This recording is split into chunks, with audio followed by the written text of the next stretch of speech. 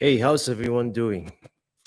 This is Melvin here, and today on the show itself, what I like to do is I like to talk. I like to kind of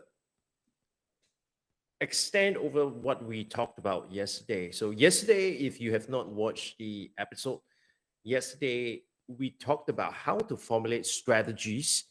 And I think what's more importantly is that we touch on what exactly is a strategy and what are the characteristics of a strategy. So if you have not watched that, please go back and watch the first part because that would give you a better idea of what actually is a strategy and what are the key elements that you will find in a good strategy. So that kind of gives you a sense of what you're doing. Is it a strategy or is it not a strategy?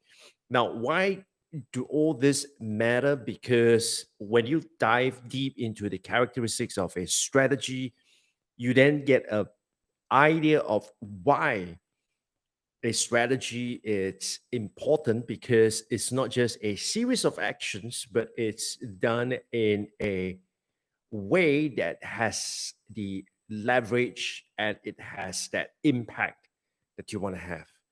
So think of the 80-20 rule and you will understand what and why strategies are important. And now today, what I'd like to get into, it's the actual process of how you formulate strategies.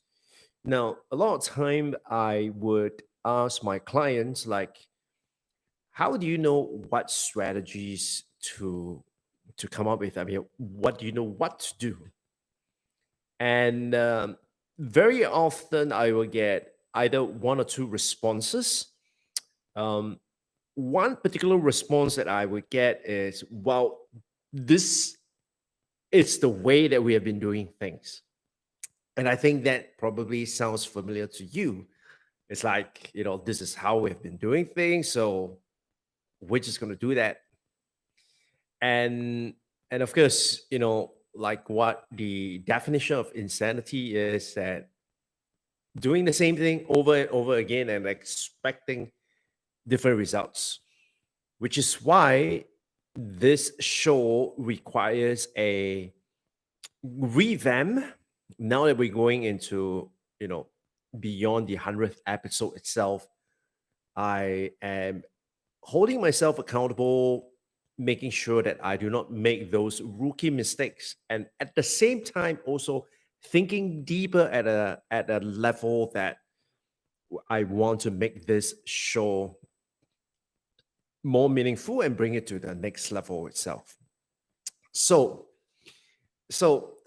one responses is, this is how we've always been doing things. And so we're just continuing with that. The other response that I sometimes get when they're a little bit more candid, it's, we don't know. I mean, um, we read a bunch of books or we look at what other people were doing and we kind of, model after the competitors. And I think you see a lot of this, whether it's in the organizational level where you talk about businesses. You see this quite a lot. You also see this at an individual level. Give you an example. If you look at many of the fledgling or the aspiring YouTubers, you will see that many of them spend a lot of time trying to copy a YouTuber that is more popular or more successful. And quite often, what that entails is that, they are at best just a copy of the person that they have wanting to emulate. Um, and nothing wrong with that if you are just wanting to get started and you're not quite sure how you're going to do things. And so you kind of see what you like and you take what you like and you incorporate it into your show. So that is fine. But if you stay that way, like I say, it's not really you because it's not your style, it's not your personality. And who's to say that you should be like this person or you should be like the other more popular YouTuber. So the thing to really think about is that we're not here to to you know try to be as close as to the competition because that's just not you. And so here's a here's an easy way and a three-step process that I guide my clients through, and I would want to share it with you here today.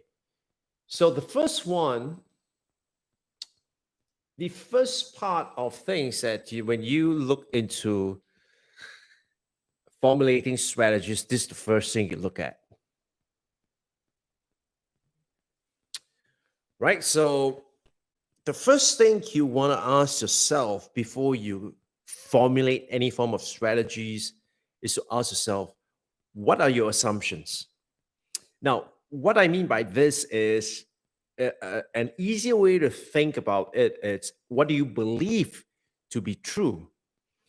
So, for example, if you believe that I need to create first the product and I need to make sure that the product it's there, I need to build it, I need to have it ready before I could start marketing that.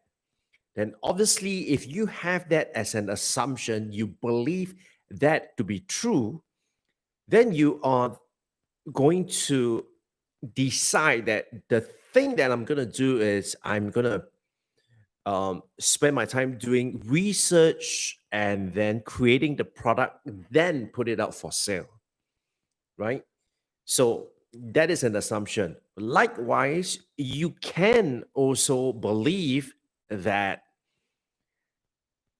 I think the best way to do it is to take an idea and flesh out that idea sufficiently and get people to kind of make a commitment to say that, yes, I want this thing that you will be creating.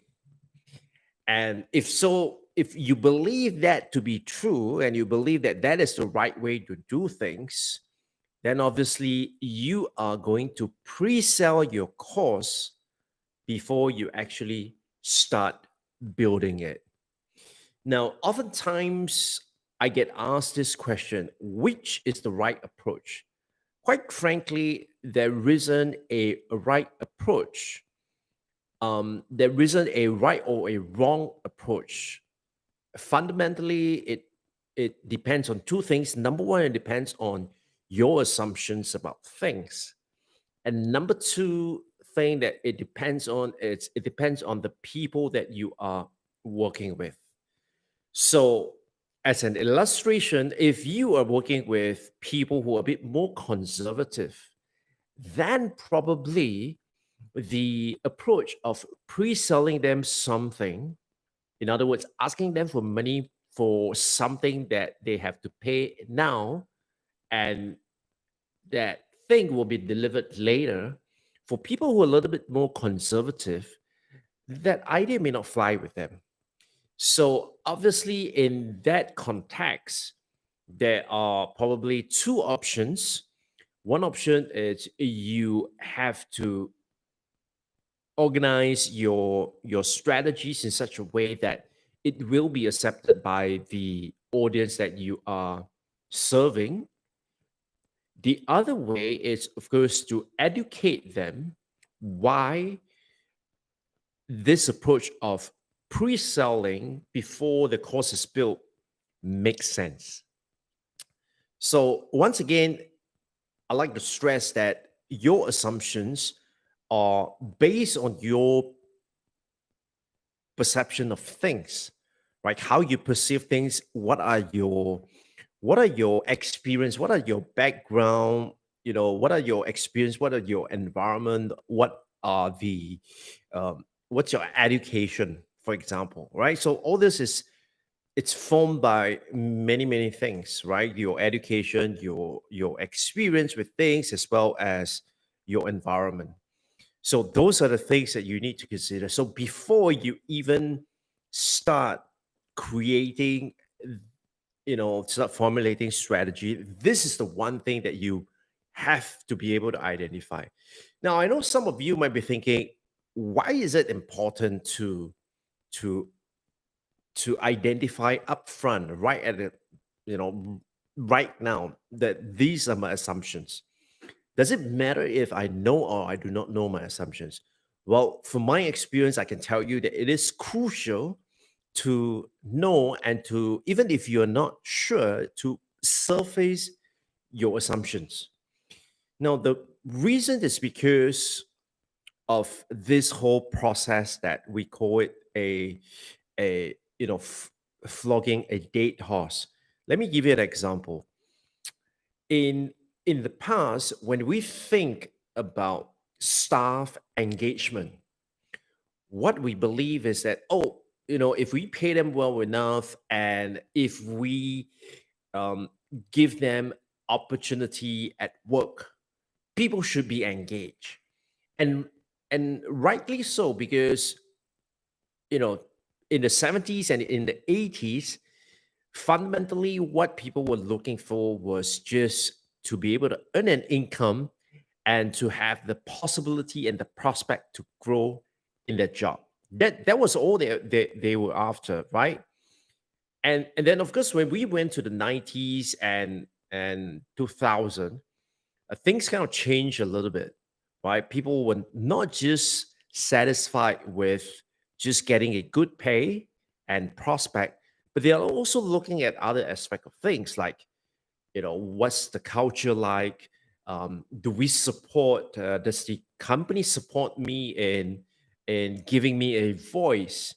Right, because in the 70s and in the 80s, it's more of a top down kind of a hierarchy, whereas in the 90s and towards the 2000, it was more of, I want to be heard as an employee. I have a voice, I want to contribute. And then, when we come to 2010 and beyond, the idea of staff engagement goes beyond just getting good pay, being able to contribute, but also, the work that I do, is it meaningful? People start asking those questions. Now, are they wrong to be asking those questions? Absolutely not, because that is their worldview, that's their perception. Now, with that example itself, if you are not clear about your assumptions about things, right? If you're not clear about your assumptions with regards to staff engagement, you might still be holding on to the assumption that you had from the days when in the 90s and 2000, and you bring those assumptions to 2010 and beyond. And what's going to happen is you are going to be fighting against the audience or the people in your organization, and you're going to run into a situation of, but why are they like that, right? So like right now, during this pandemic outbreak itself, it has shown us that some of the assumptions that we once had are now up for question, right? Now those assumptions are to be challenged. For example, we may assume to be true that when we talked about training, the most effective and the most engaging way to do it, it's via a face-to-face training. And that was our assumption. That was something that we believed to be true. And rightly so, because those days, the use of virtual training software wasn't quite there, right? I mean, if your life depend on Skype, you probably be dead many times over. And so those technology probably wasn't there, and so it just wasn't possible. And so for it to be true, for a training to be true, to be effective, what was true was it has to be a face-to-face thing. But now with the technology availability, with the availability of technology, and as well as, of course, because of constraint, we have found out that actually virtual learning can also be equally, if not more engaging, depending on, of course, who's the facilitator, right?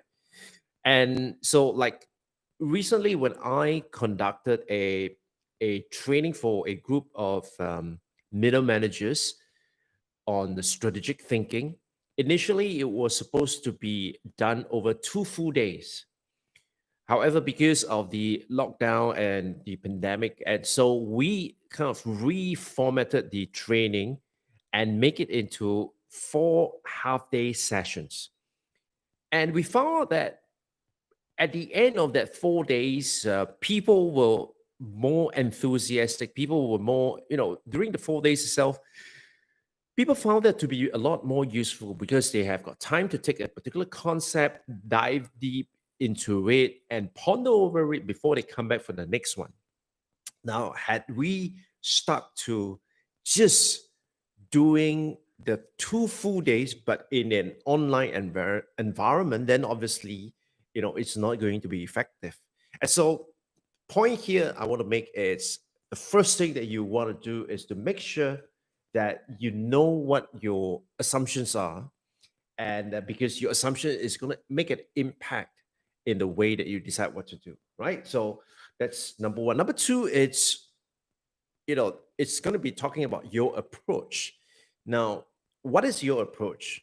The easiest way to think about approach is basically how do you do things, right? So for instance, this is the HP way, this is the Apple way. So like when you look at a particular ad, or the way that they present their products, for example, um, instinctively, and just by looking at it, even without the copy itself, you kind of know that, hey, this is a HP ad, or this is an Apple ad, for instance.